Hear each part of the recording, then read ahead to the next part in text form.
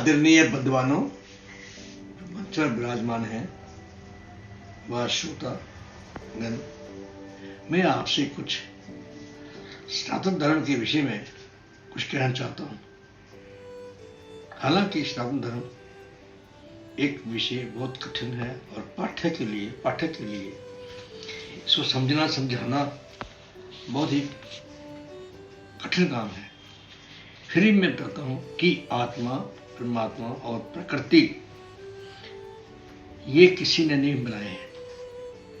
ये शाश्वत हैं, अमर हैं, अजर हैं।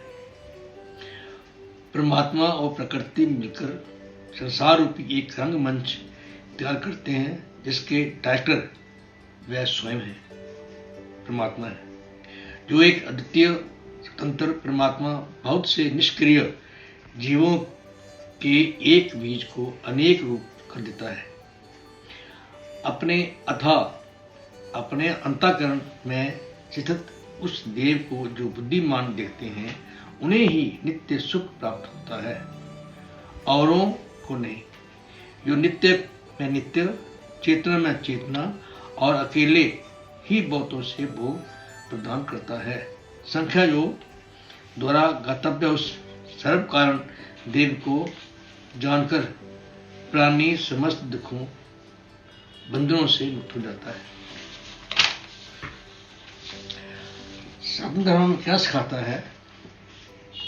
सबसे पहले कहते हैं अहिंसा परमो धर्म, अतः सनातन धर्म ही परम धर्म है।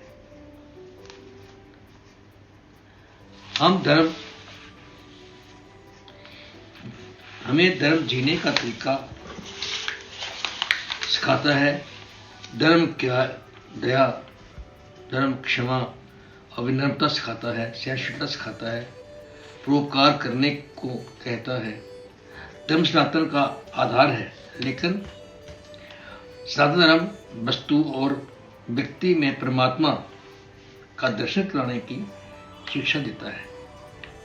लेकिन जब धर्म ये कोई गाली या अशब्द देने वाले को उसको दंडित भी करता है।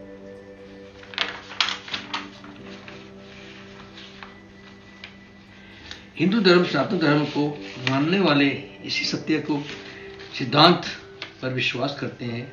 उनका मानना है कि ईश्वर ऐसी शक्ति है जो पूरे ब्रह्मांड का संचालन कर रही है और वही शाश्वत भी है। यही कारण है कि सनातन धर्म को हिंदू धर्म भी कहा जाता है, जबकि ये इसका वास्तविक धर्म नहीं है। इसका वास्तविक धर्म सनातन धर्म ही है। ये हिंदू धर्म का नाम मुस्लिम आक्रमणकारियों ने उपहास के तौर पर दिया है, जो कि उनके अनुसार ये एक प्रकार की गाली है। इसकी व्याख्या मैं यहाँ नहीं करूंगा। सनातन धर्म का अर्थ होता है जो पृथ्वी या ब्रह्मांड के अस्तित्व के समय से ही अस्तित्व में हो। वैदिक काल में भारतीय उपमहाद्वीप में प्रचलित जीवन पद्धति को सनातन धर्म के नाम से जाना जाता है। ये धर्म के नाम से जाना जाता है। ये धर्म जीवन जीने के तरीकों को ही संकलन है, जिसमें मानवीय मूल्यों को विशेष महत्व दिया जाता है। सनातन धर्म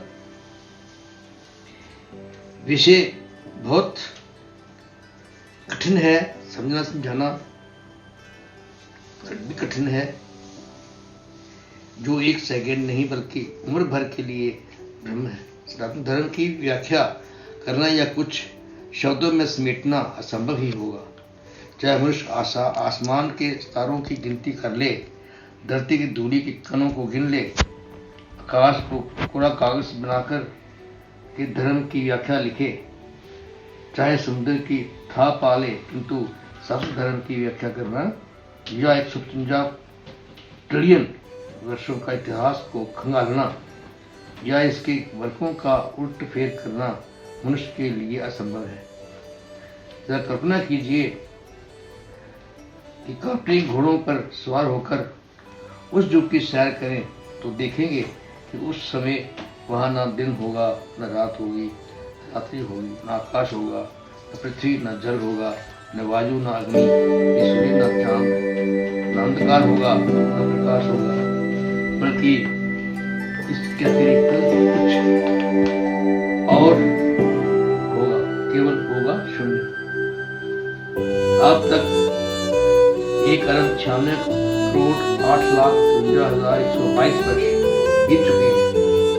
इसका अर्थ ये हुआ कि हम समझ सकते हैं 5 ऋतुओं की उत्पत्ति भी 1,96,8,53,122 वर्ष पहले ही हुई और उसके पश्चात उनके मेल मिलाप से एक पुतले के रूप में 1,000 वर्ष जल में रहकर जल का नाम घर हुआ और जब भगवान 1,000 वर्ष बाद जल से बाहर आए तो भगवान का नाम नारायण नाम हुआ।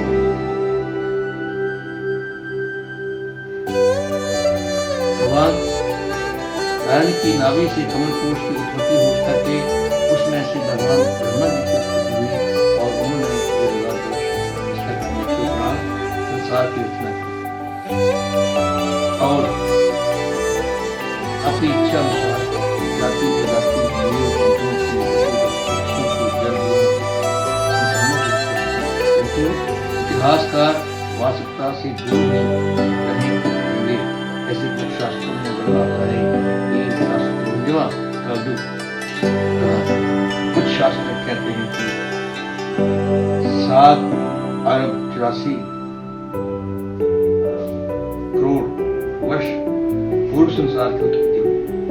हो सकता है कि मात्र मेरे व्यक्तिगत विचार हो सकता है कि विद्वानों ने, इतिहासकारों ने अथवा वैज्ञानिकों ने इसकी खोज की और वह कम से कम 1,96,8,53,122 की जानकारी प्राप्त कर सके हो।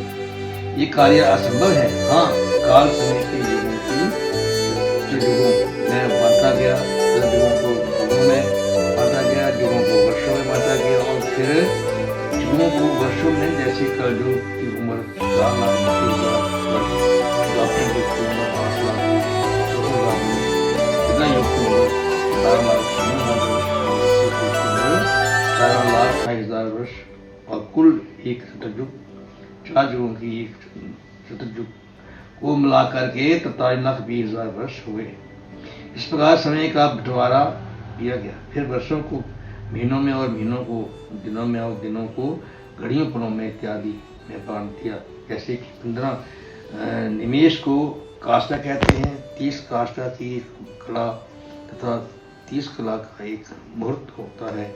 इस मुहूर्त का मनुष्य का एक दिन रात कहा जाता है और उतने ही दिन रात का 2 पक्ष युक्त एक मास होता है और 6 महीनों का एक अयन और दक्षिणायन तथा उत्तरायण 2 अयन मिलाकर एक वर्ष होता है। दक्षिणायन देवताओं की रात्रि है और उत्तरायण दिन। देवताओं के बाहर 12,000 वर्ष के सतयुग, त्रेता, द्वापर और कलयुग नामक 4 युग होते हैं और 4 युगों में को मिलाकर एक चतुर्युग कहलाते हैं। ऐसे 1000 चतुर्युगों का ब्रह्मा का एक दिन होता है और ब्रह्मा के एक दिन में 14 मनु होते हैं। उनका कालकृत प्रमाण सप्तऋषि, देवगण, इंद्र, मनु और मनु के पुत्र राजा लोग एक ही काल में रचे जाते हैं। इस प्रकार गणना से ब्रह्मा का एक वर्ष और फिर 100 वर्ष होते हैं। ब्रह्मा के 100 वर्ष ही उस ब्रह्मा की परमायु है। इस प्रकार सनातन धर्म की व्याख्या किस प्रकार और कहां से शुरू किया जाए समझ से बाहर है। धन्यवाद।